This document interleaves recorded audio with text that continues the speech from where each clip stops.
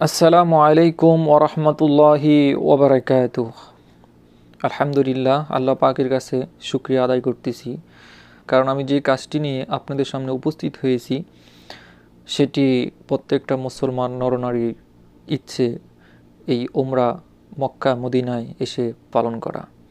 তো আলহামদুলিল্লাহ, আল্লাহ পাক আমাকে সেটি কবুল করেছেন, আমি করতে পারছি, আল্লাহর কাছে শুকরিয়া আদায় করি। তো আমি এখন আপনাদের সামনে উপস্থাপনা করব, এর মধ্যে আমি বুঝিয়ে দেওয়ার চেষ্টা করব কিভাবে আপনারা উমরা পালন করতে পারবেন কোরআন ও সুন্নাহ অনুযায়ী।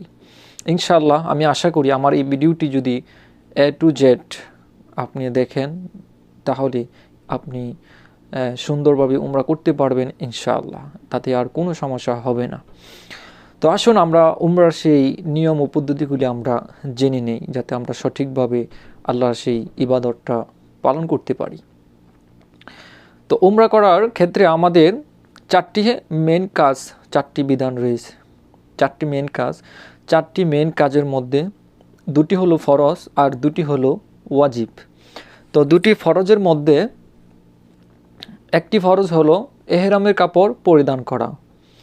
2 টুকরো এহরামের কাপড় পুরুষের জন্য, একটি লুঙ্গির মতো আরেকটি চাদরের মতো গায়ে দিয়ে জড়াতে হবে। আর দ্বিতীয় নম্বর ফরজ কাজ হলো কাবা শরীফের চতুর্দিকে 7টি চক্কর দেওয়া, তোয়াফ করা। এটি হলো দুটি ফরজ। আর ওয়াজিব হলো দুটি ওয়াজিবের মধ্যে একটি ওয়াজিব হলো আমাদেরকে সাফা এবং মারোয়াতে সাই করা, অর্থাৎ সাফা থেকে মারোয়া, মারোয়া থেকে সাফা আমাদেরকে পাক দিতে হবে। হ্যাঁ, এটি হলো ওয়াজিব। আর ওয়াজিবের মধ্যে দ্বিতীয়টি হলো যখন আমাদের উমরার কার্যক্রম সব কিছু শেষ হবে, সর্বশেষ আমাদের যারা পুরুষ আছি আমাদের মাথাটাকে একদম হালক করতে হবে, অর্থাৎ আমার মাথা চেষে ফেলতে হবে। যদি কেউ মাথা একদম হলক করতে না চায় তাহলে মাথার চতুর্দিক থেকে এরকমভাবে সমান করে কাটতে হবে। কিন্তু আমরা অনেকে আছি যারা আমরা প্রবেশে থাকি, বিশেষ করে ওরা নিয়ম বের করে যে মাথার অল্প কিছু চুল কেটে নিলেই হয়ে যাবে, বা আমি আগে উমরা করেছি পরবর্তীতে আর আমার মাথা হলক করতে হবে না, সেটি ভুল হবে না। অবশ্যই এটি ওয়াজিব, এইটির প্রতি আমাদেরকে লক্ষ্য রাখতে হবে। আর মহিলাদের চুল কাটার ক্ষেত্রে যেটা করতে হবে সেটি হলো যে আমরা যেরকম মাথা মুন্ডন করব, মহিলাদের তো অবশ্যই এটা না। মহিলারা শুধু মাথার চুলের সর্বশেষ ভাগ থেকে 4 আঙ্গুল পরিমাণ, অথবা 4 আঙ্গুল থেকে একটু কম হলেও সমস্যা নেই, ধরেন 4 আঙ্গুলের মতো পরিমাণ করে সমান করে কেটে নেবে। একদম মাথার চুলের যেই নিচে যে এবড়ো খেবড়ো যেই অংশটুকু থাকে সেখান থেকে সমান করে 4 আঙ্গুল অনুমান করে কেটে ফেলবে, বাস এতেই ওদের সেই ওয়াজিবটি পালন হয়ে যাবে। আর আরেকটি ভুল আমরা পুরুষরা করে থাকি, যেটা হলো যে আমরা উমরার কাপড় যে পরিধান করি, এই উমরার কাপড়টা আমরা এরকমভাবে পরিধান করি আমাদের নাভি দেখা যায়, অথচ আমাদের নাভির উপর থেকে হাঁটুর নিচ পর্যন্ত কাপড় দিয়ে ঢেকে রাখা হয়েছে ফরজ। তো আমরা যাচ্ছি একটি উমরা পালন করার জন্য, নফল ইবাদতের জন্য, সেই জায়গায় আমাদের ফরজ তরক হচ্ছে, যেটা কবিরা গুনাহ, এটা কত বড় মারাত্মক। এদিকে আশা করি আপনারা লক্ষ্য রাখবেন যাতে নাভি না দেখা যায়। তারপরে আসুন আমরা জেনে নিই, এটি হলো উমরার প্রাথমিকভাবে আমি বোঝানোর চেষ্টা করতেছি। এরপরে আমার এই ভিডিওর পরবর্তী ধাপ যেটি রয়েছে সেটি হলো আমি সরাসরি ওইখানে যে উমরা করেছি ভিডিওর মাধ্যমে সরাসরি প্র্যাকটিক্যালি আপনাদেরকে আমি দেখিয়ে দিব আপনারা কিভাবে করবেন, সেটি বিস্তারিত আরও সামনে আপনারা জানতে পারবেন সরাসরি ইনশাআল্লাহ। তো উমরা করার ক্ষেত্রে এখন আমরা পুরুষ রয়েছি, এবং পুরুষ ও মহিলাদের মধ্যে যে পার্থক্যটি রয়েছে আমরা সেই পার্থক্যটি নিয়ে একটু আলোচনা করি। যারা আমরা মহিলা রয়েছি, মহিলাদের জন্য শুধু পার্থক্যের জায়গাটি আমি ধরে দিচ্ছি। আমরা যেরকম উমরার কাপড় পরিধান করতে হবে সেটি আমাদের জন্য ফরজ, এবং সেলাইবিহীন আমাদের কাপড় পরতে হবে, কিন্তু মহিলাদের জন্য এটি না। মহিলারা সেলাইযুক্ত কাপড় পরিধান করতে পারবে, সেলাইযুক্ত কাপড় মহিলারা পরিধান করতে পারবে। তবে একটা জিনিস লক্ষণীয়, যেটি হলো যে মহিলাদের ক্ষেত্রে মুখটা ঢাকা যাবে না, অর্থাৎ মুখ ঢাকা যাবে না। এখন প্রশ্ন হতে পারে মুখ এবং কি হাতের মধ্যে হাত মোজা পরা যাবে না, এখন প্রশ্ন আসতেই পারে তাহলে সে পর্দার বিধানটা কীভাবে পালন করবে। হ্যাঁ, সেটির জন্য সিস্টেম রয়েছে। তো সেটি কিভাবে করতে হবে যাতে আমাকে পরপুরুষ না দেখে, কারণ সেটি হলো ফরজ। তো এই জন্য আমার কোনো কাপড় এরকমভাবে ঢাকা যাবে না যাতে আমার মুখের উপরে কাপড়টা লেগে থাকে, সেটা হলো নিষেধ। কিন্তু একটি ক্যাপ পাওয়া যায় মহিলাদের জন্য, এখানে মাথার টুপির মতো ক্যাপ পুরুষে যেরকম পরে, এটা দিয়ে তারপরে এর উপরে আমরা মেকআপ দিতে পারবো যাতে আমাদের মুখের মধ্যে সেই কাপড়টা না লেগে থাকে। তো মহিলাদের জন্য এই সিস্টেমটা অবশ্যই ফলো করতে হবে। তখন আর কি হলো না, আমার যে উমরার যে বিধানটা আমি সেটাও পালন করতে পারলাম, প্লাস আমার যে আল্লাহ তাআলার যে হুকুম ফরজ বিধান সেটাও তরফ হলো না, অন্য কোনো পরপুরুষ আমাকে দেখতে পারলো না। তো আমরা যারা মহিলারা গিয়ে ওইখানে উমরা করতে যায়, আমাদের মুখ অন্য কোনো পুরুষে দেখতেছে, এই যে একটা হারাম কাজ হচ্ছে, গুনাহে কবিরা হচ্ছে, এই উমরা করার কোনো ফায়দা নেই। এটা যারা পরিমাণ কোনো ফায়দা আসবে না, কারণ সে আল্লাহ তাআলার সাথে নাফরমানি করতেছে, আল্লাহর একটি বিধানকে সে পালন করতেছে না, সেই দিকে আমাদেরকে লক্ষ্য রাখতে হবে। এখন আসি হাতের বিষয়তে, মহিলার হাতটা আমরা কিভাবে ঢেকে রাখবো। হাত ঢেকে রাখার অনেকগুলি পন্থা রয়েছে। যে মা বোনরা পর্দা করে, বিশেষ করে আল্লাহকে ভয় করে, আমরা যখন মেকআপ পরবো তখন অবশ্যই আমরা মেকআপের ভিতরে আমরা হাতকে আমরা রাখতে পারবো, অথবা উমরার একটি কাপড় পাওয়া যায়, এখানে একটি কাপড় বেঁধে রাখা যায়, এরকম একটি কাপড় পাওয়া যায়, এটা পরলে হাতের উপর দিয়ে কাপড়টা হাত দেখা যায় না, ঢেকে রাখা যায়। অথবা আপনি হিজাবের ভিতরে, মেকআপের ভিতরে আপনার হাতগুলিকে ঢেকে রাখতে পারবেন। এরপরের বিষয়টি হলো, আমরা যারা পুরুষ এবং মহিলা আমরা উভয়ই, আমরা ওইখানে যখন যাব অবশ্যই আমরা আগেই, যখন আমরা মিকাত মসজিদে আমরা যাব, মিকাতে যাওয়ার আগেই আমরা বাসা থেকে আমাদের অতিরিক্ত যে রুমগুলি আমাদেরকে কাটতে হবে বলি, বাসা থেকে একদম ফ্রেশ হয়ে আমরা ওইখানে যাব। তাহলে ওইখানে গিয়ে আর আমাদের এটা কোনো ঝামেলায় পড়তে হবে না। তো আমরা বাসা থেকে, এক কথায় আমরা বাসা থেকে আমরা পরিষ্কার হয়ে যাব, শুধু গোসলটা আমরা ওইখানে গিয়ে আমরা করে তারপর আমরা উমরার নিয়ত করব এবং উমরার কাপড় পরিধান করব মিকাত মসজিদ থেকে। চলুন এখন আমরা ভিডিওটি আমরা দেখি প্র্যাকটিক্যালভাবে, আমরা ভিডিও ফুটেজের মাধ্যমে আমরা বাকি উমরা যে কাজগুলি সেটি আমরা প্র্যাকটিক্যালি প্রত্যেকটি জায়গায় গিয়ে আপনাদেরকে দেখিয়ে এবং শিখিয়ে দেব। তো চলুন আমাদের ভিডিওটি আমরা কন্টিনিউ করি, এবং যে যে কাজগুলি নিষিদ্ধ, যে যে কাজ করা যাবে না, এটি আমরা সামনে ভিডিওর মাধ্যমে আসতেছে। তো আমাদের আসুন আমরা ভিডিওটি দেখতে থাকি। এখন আসুন আমরা এই পিকচারটি দেখে আমরা মনোযোগ সহকারে দেখি এবং এই জায়গাগুলির পরিচিতিটা আমরা জেনে নিই। এখন যে লাল দাগ এরিয়া দেওয়া হয়েছে, এই এরিয়াটি হলো মসজিদে হারামের সীমানা, অর্থাৎ এখানে এই লাল দাগের সীমানার ভিতরে আপনি নামাজ পড়লে 1 লক্ষ রাকাত নামাজের সওয়াব পাওয়া যায়।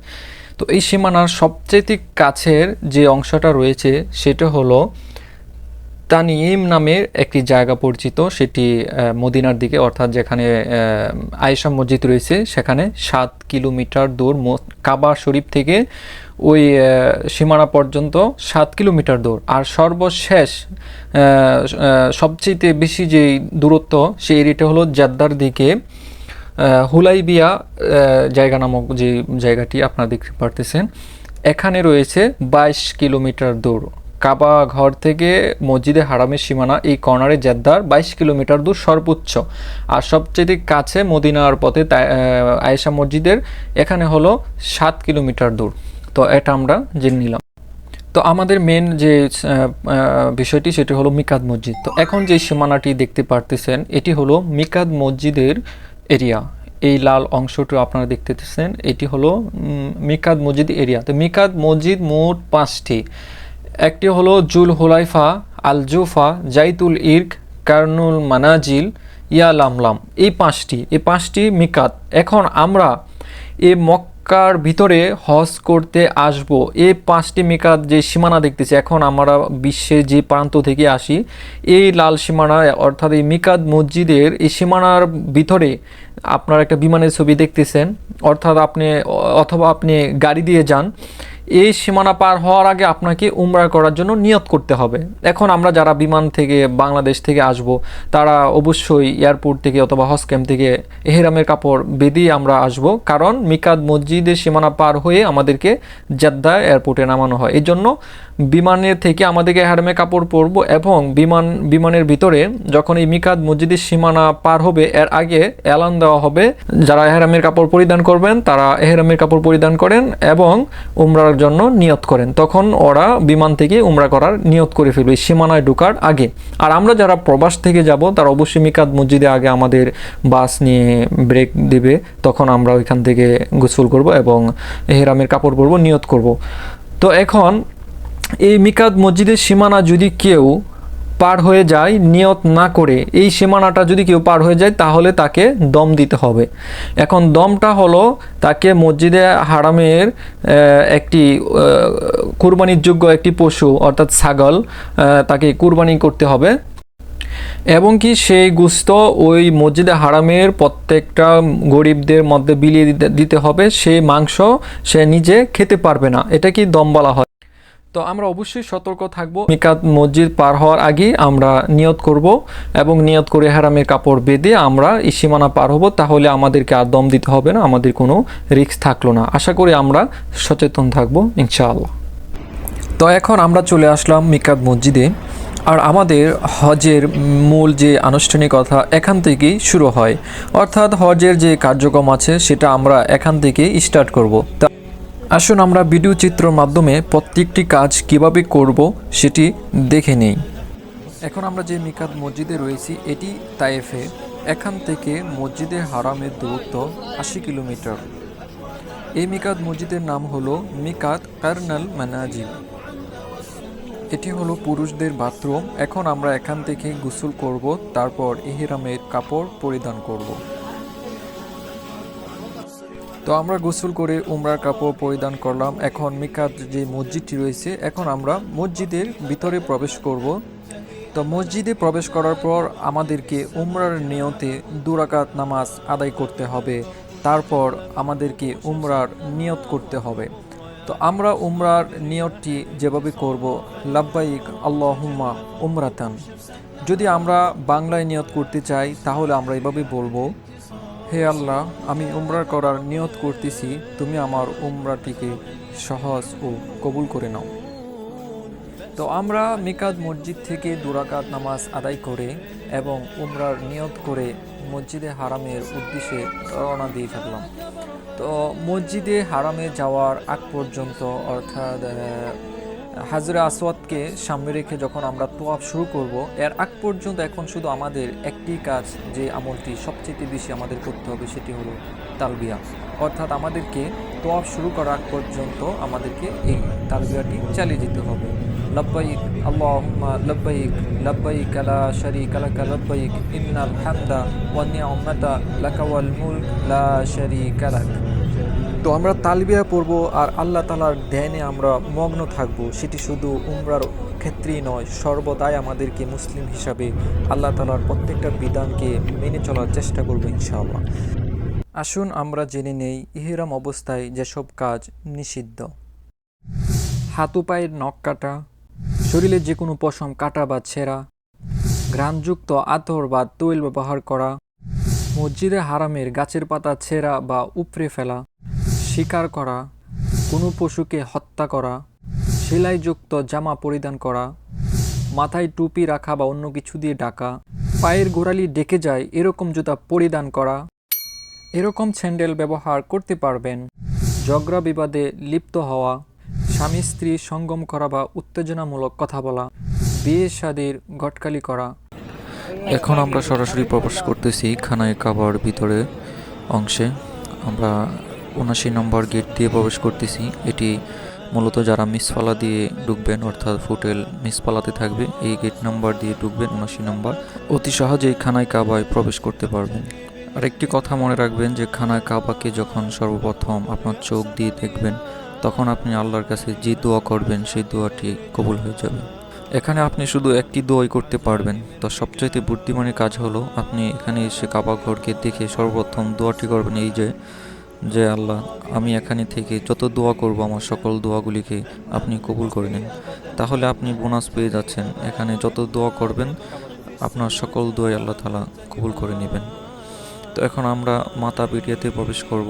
মাথা পিটিয়াতে প্রবেশ করে বাকি যে নিয়মগুলি আছে উমরার প্রত্যেকটি নিয়ম আপনাদেরকে ভিডিওর মাধ্যমে সুন্দর করে দেখিয়ে দেওয়ার চেষ্টা করব।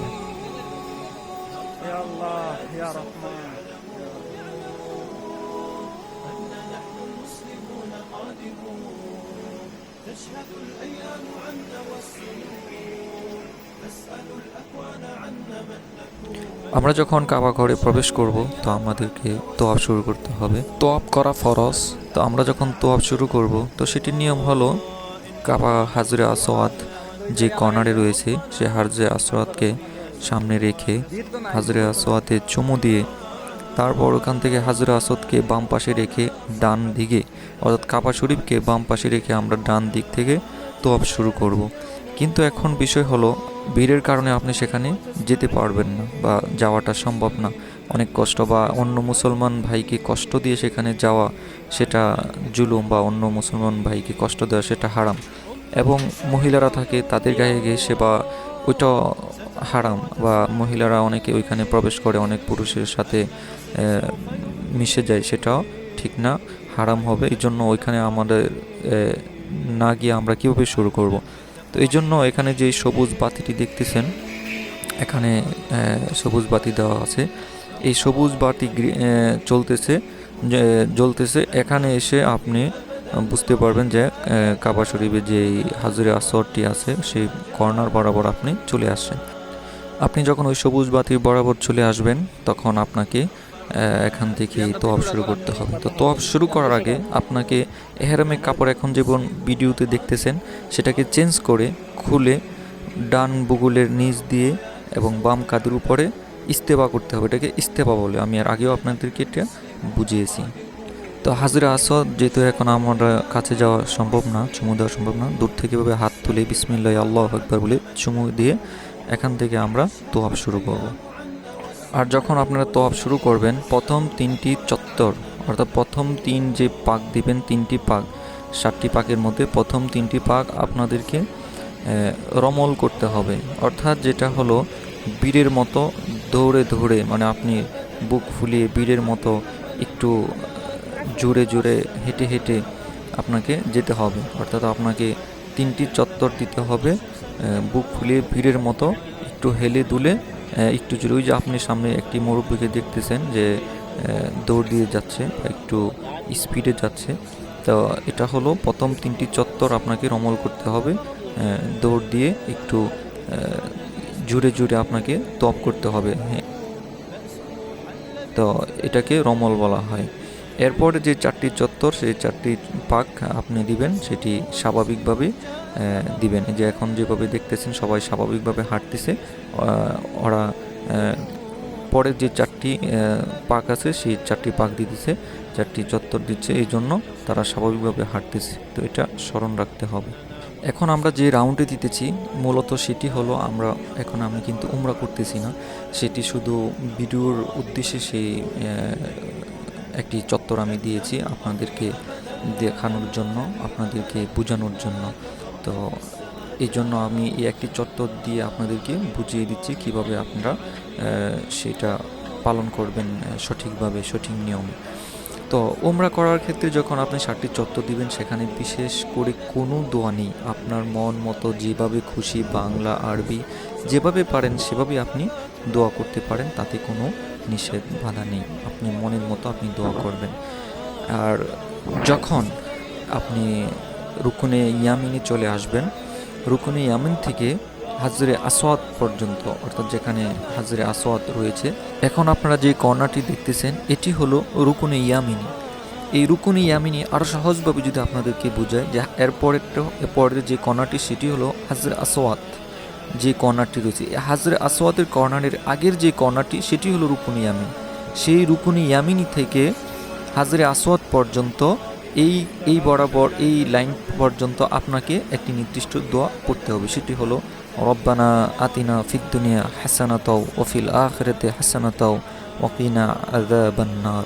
এটি আপনাকে এর আগ পর্যন্ত পড়তে হবে। আবার যখন আপনি হাজরে আসওয়াদের সামনে অর্থাৎ যে সবুজ বাতি বরাবর আপনি চলে আসবেন, এখানে এসে দ্বিতীয় তোয়াব আপনি শুরু করবেন, বিসমিল্লাহি আল্লাহু আকবার বলে ডান হাত তুলে আপনি শুরু করে নেবেন। বাস আপনার দ্বিতীয় চত্বর এখান থেকে শুরু হয়ে যাবে। তো যখন আপনাদের 7টি চত্বর দেওয়া শেষ হয়ে যাবে, তারপরের কাজ হলো আপনাদেরকে মাকামে ইব্রাহিমকে সামনে রেখে এরপরে কাবা শরীফ, সর্বপ্রথম কাবা শরীফ, তারপরে মাকামে ইব্রাহিম, তারপরে দেখেন এখানে সবাই দাঁড়িয়ে 2 রাকাত নামাজ আদায় করতেছে। অর্থাৎ আপনাকে ওই যে সামনে দেখতে পারতেছেন মাকামে ইব্রাহিম, এই মাকামে ইব্রাহিমের পিছনে এসে ওটাকে সামনে রেখে আপনাকে 2 রাকাত নামাজ পড়তে হবে। এখন সেটা যত দূরই হোক সমস্যা নেই, আপনাকে মাকামে ইব্রাহিমের সামনে রেখে 2 রাকাত নামাজ পড়ে আল্লাহর কাছে দোয়া করবেন, ফরিয়াদ করবেন, কানাকাটি করবেন, যা চাওয়ার তা আপনারা চেয়ে নেবেন। 2 রাকাত নামাজ পড়ে দোয়া পড়ে তারপরের কাজ হলো জমজমের পানি পান করা। তো এই জমজমের পানি, পৃথিবীর সকল পানি পান করার সময় নিয়ম হলো বসে পান করা, কিন্তু এই এক আজব পানি যেটি পান দাঁড়িয়ে করতে হয় এবং দাঁড়িয়ে পান করা সুন্নাহ। তো এখানে এসে তারপর আপনারা মন ইচ্ছা মতো আপনাদের পেট ভর্তি করে এখান থেকে জমজমের পানি পান করে নেবেন এবং কিছু পানি হাতের মধ্যে নিয়ে আপনার শরীরের মধ্যে লাগিয়ে নিতে পারেন বরকতের জন্য। এই পানি পান করার পর যে হৃদয়ে কি প্রশান্তি আসে সেটা একমাত্র যারা পান করেছে তারা এটা জানে। আমি এটা পান করার পর পৃথিবীর আর কোনো পানি আমার কাছে এটার সাথে তুলনাই হয় না। আর এই পানি পান করলে শুধু আপনার তৃষ্ণাই মিটবে না, আপনার ক্ষুধাও নিবারণ হয়ে যাবে। সুবহানাল্লাহ। আমরা জমজমের পানি পান করার পর এখন আমরা বাবু সাফওয়া দিয়ে সাফা পাহাড়ে উঠে যাচ্ছি। সাফা পাহাড়ে যখন আপনারা উঠবেন তখন এই দোয়াটি বেশি বেশি পাঠ করবেন, ইন্নাস সাফা ওয়াল মারওয়াতা মিন শাআইরিল্লাহ, এটা পড়তে থাকবেন।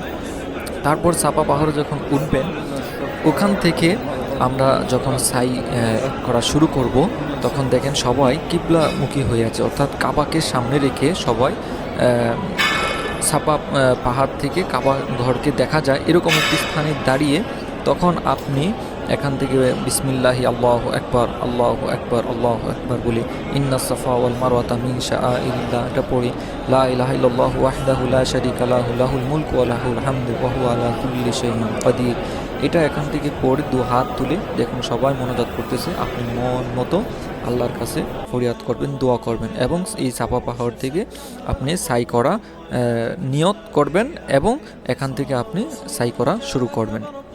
এই যে দেখতেছেন মাঝখানের একটি লাইন, সেটি হলো প্রতিবন্ধীদের জন্য, যারা পঙ্গু রয়েছে এদের জন্য। আর আপনি যখন সাই করা শুরু করবেন তখন এই যে আমি এখন যেখানে দাঁড়িয়ে ভিডিওটি করতেছি, এখানে ডান দিক দিয়ে একদম যেই রাস্তাটি রয়েছে এই সাফা পাহাড় থেকে আপনি দোয়া শেষ করে নিয়ত করে মারোয়া পাহাড়ে যাবেন।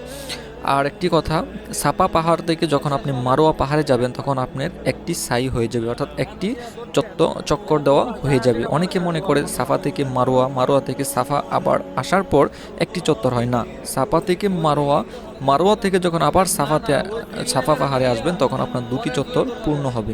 মনে রাখতে হবে এক পাহাড় থেকে অন্য পাহাড়ে গেলে আপনার একটি চত্বর হয়ে গেছে, একটি সাই করা হয়ে গেছে, এরকমভাবে আপনাকে 7টি চত্বর আপনাকে সম্পূর্ণ করতে হবে। এটি করা, এই সাই করা কিন্তু ওয়াজিব।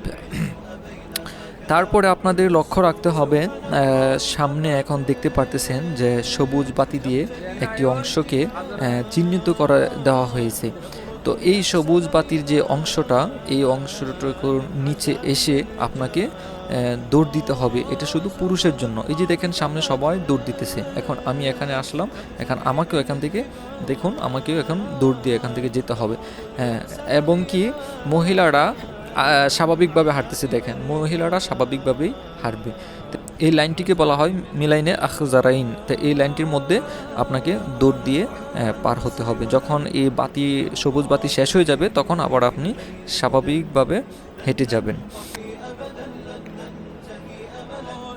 তো এখন সাফা থেকে মারোয়াতে আমরা যাচ্ছি।